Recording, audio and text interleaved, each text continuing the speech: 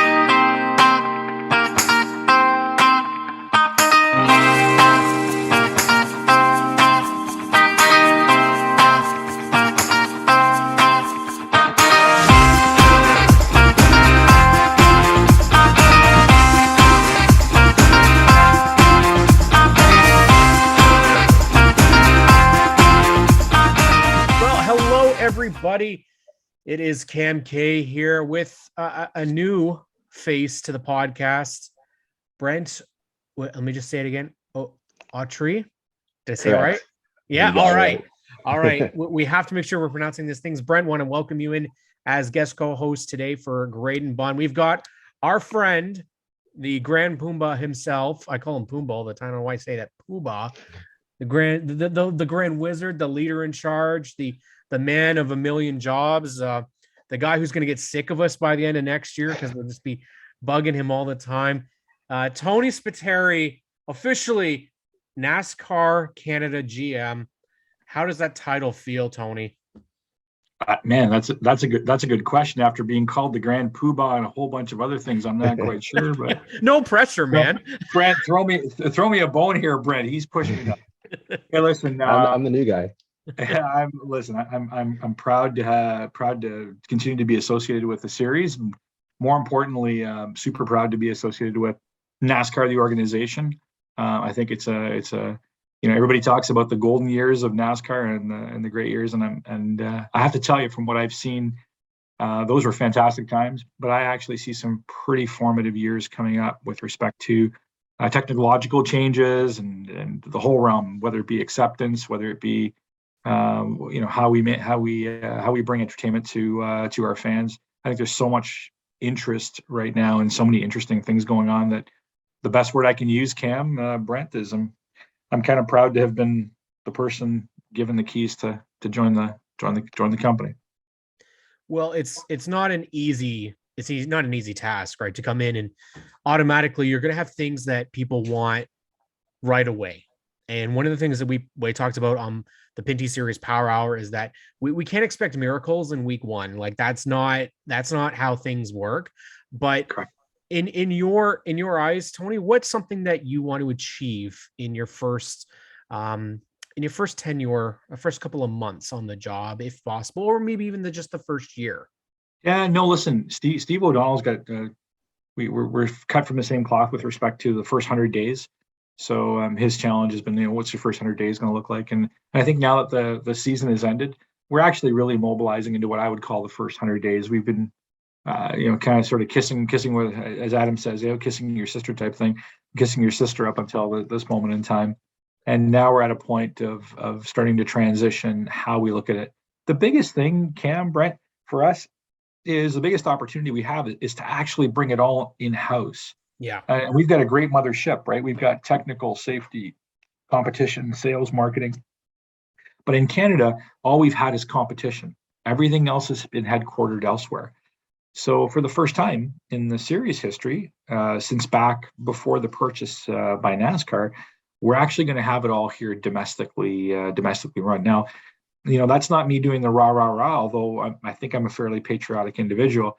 What it is it's being able to have a stronger voice within NASCAR. And that's what's happening with everything in international. So NASCAR International is an investment area, and it's going to represent Europe, Mexico, Canada, and there's some exciting stuff that's in the works right now that's going to expand NASCAR into other parts of the world. I'm certain between now and the first part of the year, you'll probably do one of your Cam Harris requests and, hey, dude, I need you on the show right away. And it's going to get pretty interesting pretty quick. But I think the biggest thing I'll say to you guys is bringing those folks together, bringing all those functions together and having them work as a team when we get to the track, and more importantly, how we market the business in Canada. We've already mentioned that you have a big advantage already, is that you have a team that's already kind of together here. Like, we've got people that have been part of the series for years. You have social media teams, you have photographers, you have an amazing videography and broadcast team.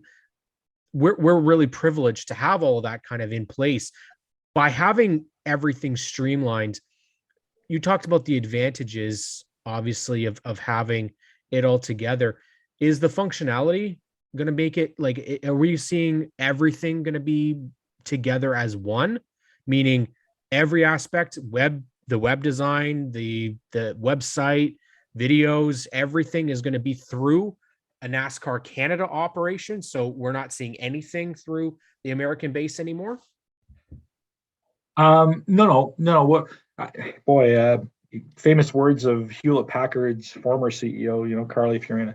We're going to keep the best and get rid of the rest. So at the end of the day, what we really want to do is, and the mandate is, to leverage everything we can from the mothership. There's no question at all.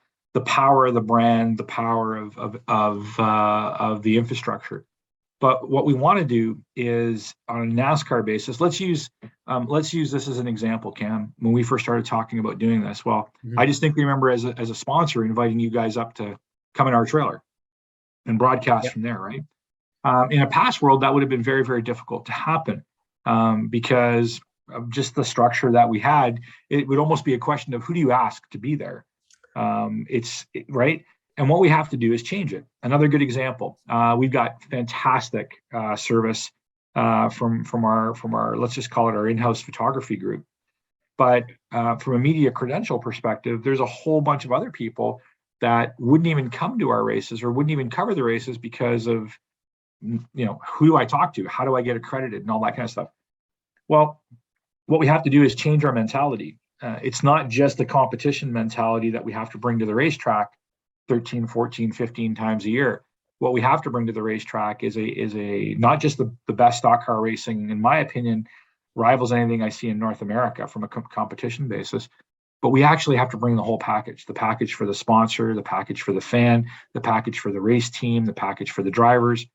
Oswego was a real good example of doing something outside of the box, but delivering on all of those fronts. We took care of all those fronts.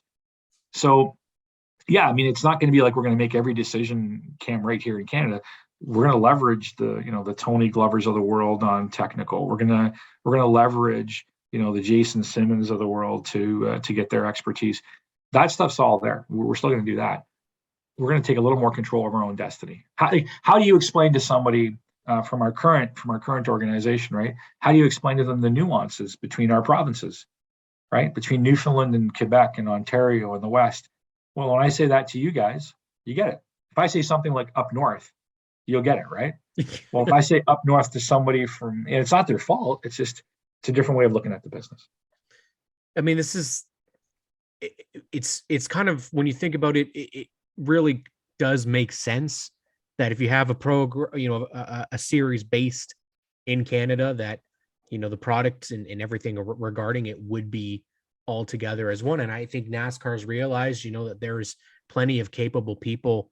I'm curious if you could speak to someone who's actually leaving the series after 6 years. She navigated the series through arguably what would be one of the toughest experiences that anybody that was in a position of management would have to deal with in the COVID pandemic, and real uncertainty. And then to come out this year when we had a record 27 cars in the finale at Delaware Speedway, something that we haven't seen since back to 2013 when there was 28 at Kawartha, maybe 2012. Yep. Sherry, let me listen. Everybody, I think everybody knows what the thoughts are on Sherry. I mean, Sherry was the right leader at the right time for the organization. She understands it from a technical perspective. She was an official of that for that many years. So, I mean, look at the industry and certainly the NASCAR Pinty Series owes Sherry a debt of gratitude.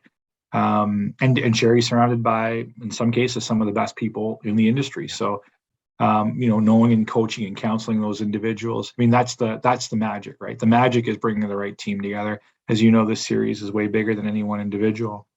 Let me give you some interesting statistics, Brent, Cam. Tied for the record this year, 8 different winners, 13 races. Tied for the record on this next one, 3 first-time winners in the series this year. 3 first-time winners, sounding a little bit like Cup in the U.S., like with the new car, right? Average count, the highest count since 2013. 23.6 cars was the average count this year. Now, here's another interesting one. This is going to be one to put on our calendar. The 11th race next year, assuming our schedule holds the way we believe it's going to hold, will be the 200th race of the NASCAR Pinty Series since its inception. So think about that. Think about the party we should probably line up. I would strongly suggest Stickers and Scuff have their own cake there for that. But just some interesting statistics. I'm not going to steal thunder from the television piece because TSN is going to make one of their own announcements. But the NASCAR Pinty Series is firmly in number 3 position behind Formula One and only Cup. And the audience. Holy crap! The audience. We said this back in my former life in 2012. We said if folks could just hang on for a little bit between what we were doing as a sponsor and TSN was doing, that those audiences would grow. Those audiences are roughly 3 times what they were in 2012. Wow. So think about that. Think about everything you hear about motor racing, and you think about a series that, today these numbers, and there's the odd time when the numbers are awful close to the Cup numbers for the NASCAR Pinty Series. So there's some statistics that are hot off the press for you. It's remarkable to hear this, Tony, because at the end of the day, for us, this is our Cup Series. I mean, people can go out and say, Cup is Cup. Well, for me, and people know how passionate I am about this series, that it doesn't leave my brain. I literally eat, sleep, think about it nonstop because it's ours. And that was the biggest attraction to me with NASCAR, was that these were NASCARs as I called them back then. We don't call them now, we call them NASCAR cars. But I was going to say, for me, Grand Poobah is going to have a big issue with you if you keep that. well, for me back then, this was ours. It was ours. Canadian Tire on a race car to me, Home Hardware. Those were things that you couldn't see in the US. And that was so cool to me. The fact is, that's not gone away. And it took these last couple of years, Tony. Graydon was well known in the garage. People knew him. I wasn't well known at all. But the people in this series, they make you feel like you've known them for forever. Welcome. And it is family. Series. It is family. Look at, man, I'm taking you give me goosebumps. I'm taking this car right now from my library at home, and I remember I don't know, 5-6 weeks into COVID, Richard Coughlin and Chad Siegler calling and saying, look, like what do you think? Like, what's the prognosis? And we were actually having a meeting about how we wind down the NASCAR Pinty Series for that year. And we had a really interesting discussion. We Brent, you're going to figure out I love quotes from business mentors, but one of my business mentor, Wallace McCain, said to me one day, Anthony, never waste a good crisis. So we challenged each other on that phone call, literally sitting exactly where I'm sitting. And, we started this discussion on Sherry, brought Sherry on side, and we ran an annotated schedule, which awarded Jason Hathaway the Fan Cave Challenge Championship. And if you look at that and you go, this is ours. Yeah, it is. And it was important enough at that time for a Canadian food company to get behind the Canadian Stock Car Racing Championship and Canadian drivers and teams to go, we're going to do this for the fans. Because that's what it was about. Like, we didn't know we were going to get television. We didn't know anything, right? And it became a made-for-television story. Out of that spawned G-Force TV, right? If you remember that, Operation Green Flag. Yeah. That was literally a phone call that happened about 2 hours after the phone call to, okay, guys, no, we're going to make the series happen.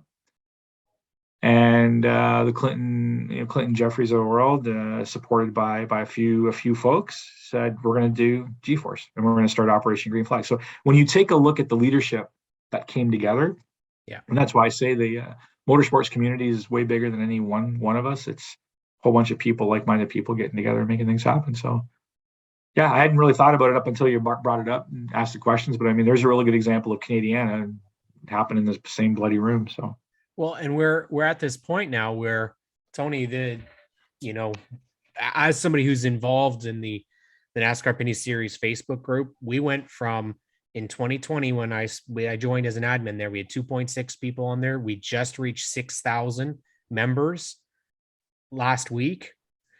So 2 years you've got that. We've now got our podcast, which talks about it. You have Wide World of Motorsports, which talks about it.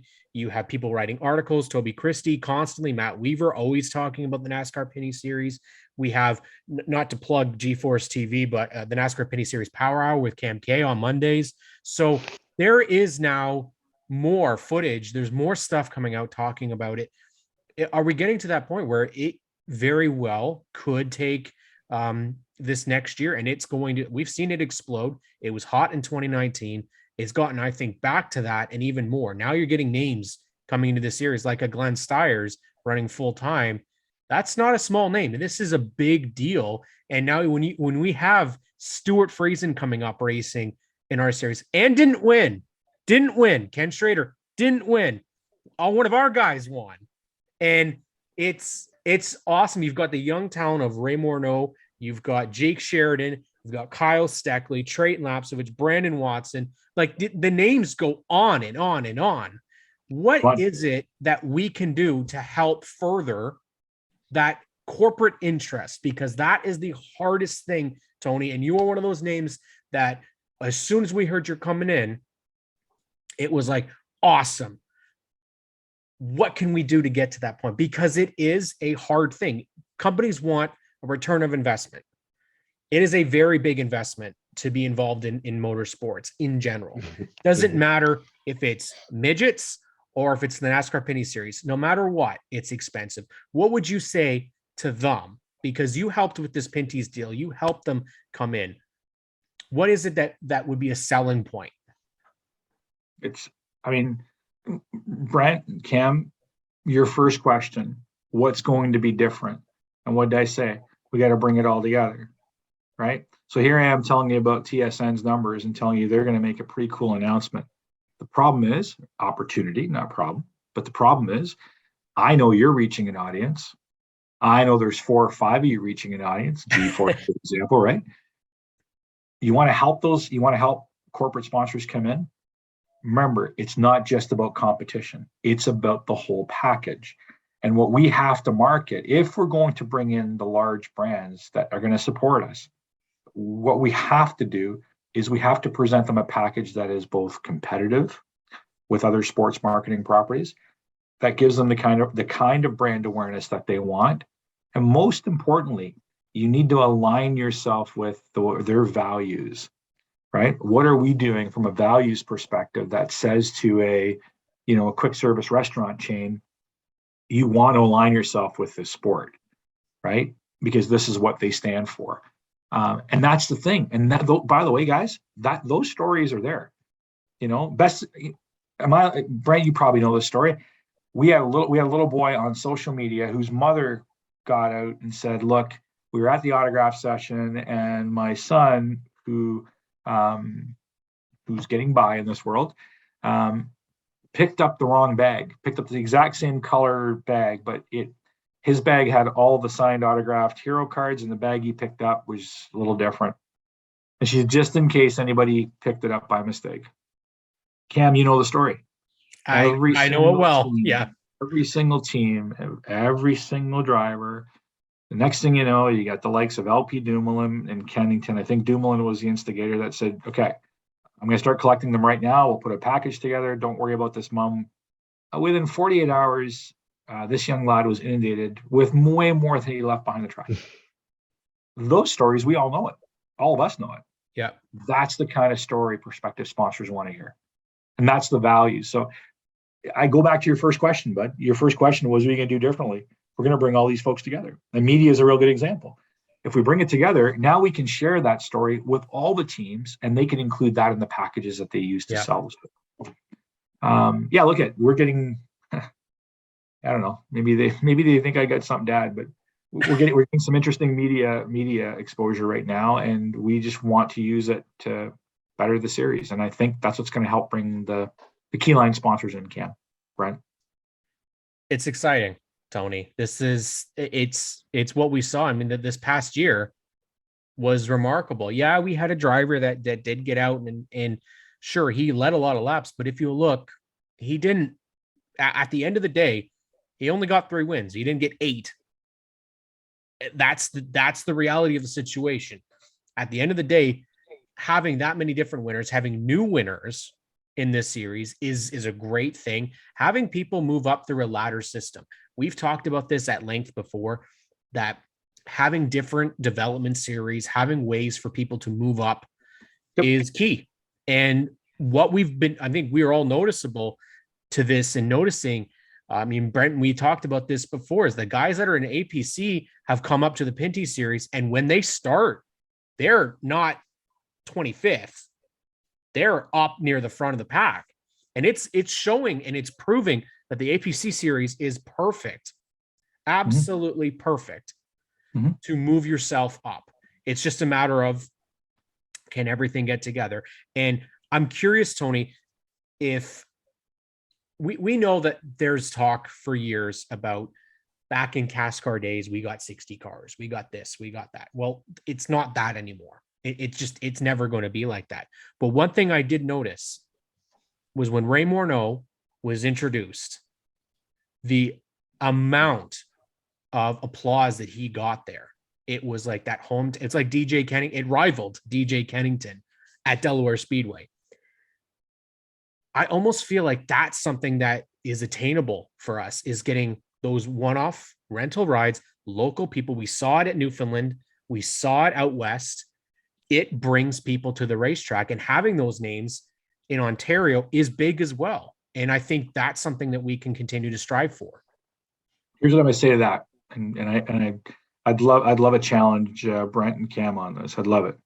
Everybody talks about car counts virtually everywhere we go. Tell you what, go spend a Friday night at Osh Weekend. Go spend a Friday night at Osh Weekend. This guy knows a lot about Osh Weekend Speedway. Yeah, I work there. So Brent, we go to Osh Weekend. I don't think I've ever talked about car count, except I do recall on the odd occasion standing there with Glenn saying, "I don't care how many folks have shown up, we're going to pay them. We're not sending anybody home." So I hear the car count thing, Cam, and you're 100% correct. But let's talk about what's coming up through the ranks. A name that we haven't talked about is Alex Gannett. Where did Alex Gannett come from? I don't know about you guys, but pretty interesting performance this year. And my opinion is destined to pick up some more here in the new year. 100%. You talked about the Sheridans, both Nick and Jake. Can I foreshadow a point where those guys would get even more time, more seat time in some of the NPS cars? Well, you'd have to be from Mars not to think.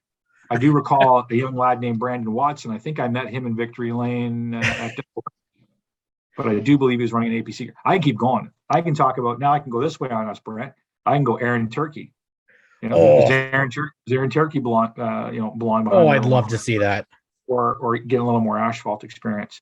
Nelson Mason, here's a name that's come across mine. I mean, I'm watching him wheel a sprint car and watching him wheel a modified, thinking, hey, that's kind of cool. And I can go on. Now, it's up to us, though, within the series. Mm-hmm. It's up to us to work hard with the teams. Yeah.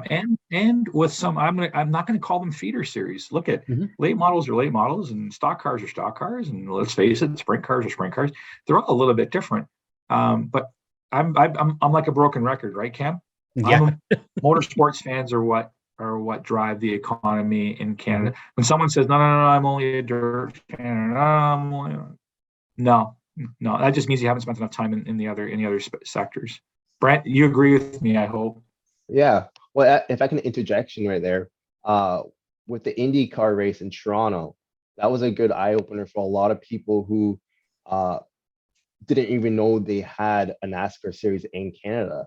With it being on a Friday, with it you just coming in for donation and you get to enter the facility for free. I was in the paddock, in the NASCAR paddock, and there was tons of people checking out the cars. They didn't know we had a series, and now they do.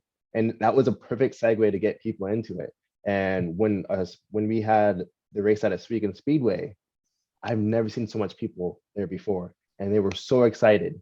It was amazing to see asphalt fans coming to a dirt track to watch these go around, and it was great. I see this series growing so much in Canada, and the product that we're putting on for our fans is what's making it grow. 100%. So you think dirt was a good idea there, Brent? I think it was an amazing idea. Now, it's not as quick as asphalt, right? But it gives an element to a new challenge to the drivers. If you think about it, if you go with Cup right now, Cup only has oval, one dirt track, and road courses. Our Pinty series has dirt, road courses, street courses, and oval. So we did it first, Brent. We did everything first. So our drivers are really well talented, and it can show where other drivers, need to work on their whatever track that they're not good at. So that makes the whole series on anybody's game to win. And that's why I love about the Pinty series. It's so competitive that it's not really about the equipment or who has the better equipment. It's who can handle the challenges. Because you're going to a road course, on the next race, you're at a dirt track. The next one, you're at an oval. And then you're at a street course. So do you remember earlier we talked about the golden age of NASCAR? Yeah. And you guys are history buffs. Well, why don't you go check like 66, 67. Go check out Richard Petty driving I think if I'm not mistaken, it was a Belvedere. If I'm not mistaken, Plymouth Belvedere. But you just watch dirt, right? Riverside, California, Daytona, right? No Talladega till 69. But you look at that and you go, what we've done in Canada is we have actually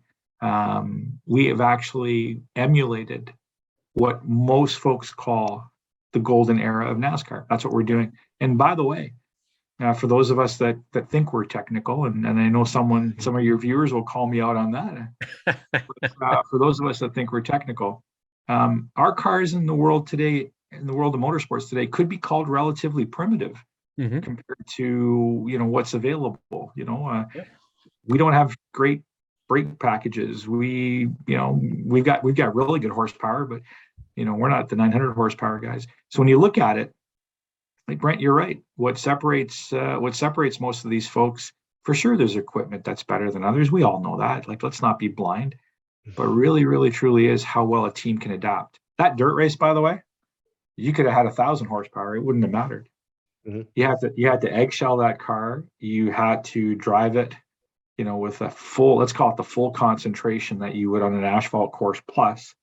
But more importantly, in my opinion, we had too hard of a tire, too much inflation. That's the old dirt racer talking. But it worked because it kept kept everybody on the lead lap, number one. Number two, it was a gaggle of cars that came across the line roughly at the same time. So, so to me, I look at it and I go, I think we've replicated what's there. Not replicated. I think we've adapted what's really, really sweet about that quote unquote golden era, and wrapped it up in our series. Well, when they're going 5 wide in a turn and then no one's crashing, that's amazing. The fans absolutely loved it. 4 or 5 wide, that's amazing. Brent, that just tells you I wasn't in the field because I had to wreck the whole front crew. So we got to get you in one of the cars, man. You got to have one time in there at least. I know you raced against our boy Graydon Bunn, and he's itching to come back and race you again. So, we've got to make sure that happens next year, Tony. He said you blew his doors off though, so we're gonna have to fix that. Well, it was a charity race.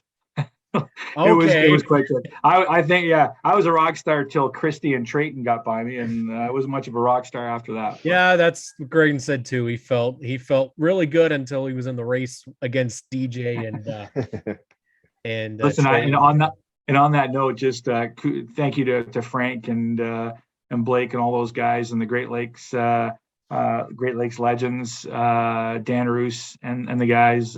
I've got about 4 phone calls from those guys asking me to get back into a Legends car, and I can't wait to do it to help out to do some good for the industry and for the charities. Great group of folks. So I encourage our listeners, man, if one of those shows comes up to town, give them a round of applause, hug those guys and gals. Jennifer is racing in that group as well, with Kenny McNichol. I mean, great group. So thanks for bringing that up, Cam. Yeah, it was a lot of fun. It was a lot of fun getting behind the wheel of a mud bus again. So.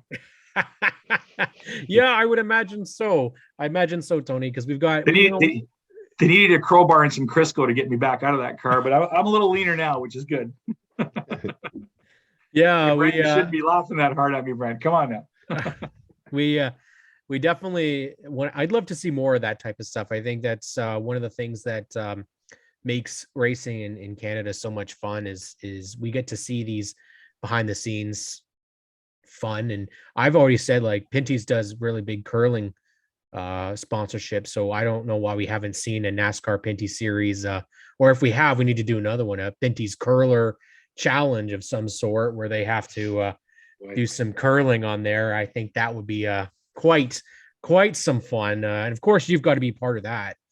We went the other way a few years ago. We actually had DJ Steckley and a few of them coming to one of our charity events, and those guys looked about as good as I did in that legend car on that. But you know what? Perfect. Another good example. One phone call, told them what we were doing for charity, and the next thing I know, there was a NASCAR team. Sherry and the rest of the crew were all there, and yeah, you'll see a little more cross pollination. I think one of the other cool things, Brent, Cam, is a lot of the folks we did business with in a past life, whether it be the NFL, the NHL. I mean, all those folks that are headquartered here in Canada. I mean, they are the first folks to reach out when the announcement was made.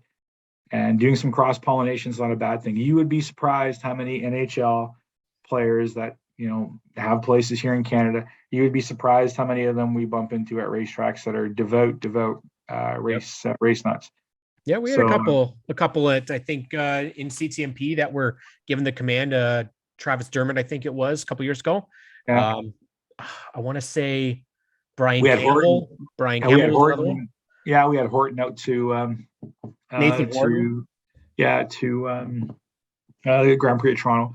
There's a whole bunch. Craig Alexander, the goaltender from Ottawa at one point. Oh, yes, Craig Anderson. Yes. Craig Anderson, sorry. Craig Anderson's big fan. Saw him with Larry Jackson doing some stuff there. So it's great. We had people, we had members from the Arkells, we had Carrie Schmidt out there. So we're starting to build kind of a, our own little Michael Jordan-esque racing fans coming in here. And, I think if we get our own, we got Ryan Reynolds is a huge race fan. So got to get him out to a NASCAR Pinty's race. But it's definitely something that we're excited to see continue to grow, and we'll be there covering it as much as possible. And, we absolutely love this series, love everything about it, Tony. And, what's one message that you can give to all the fans as we head into 2023?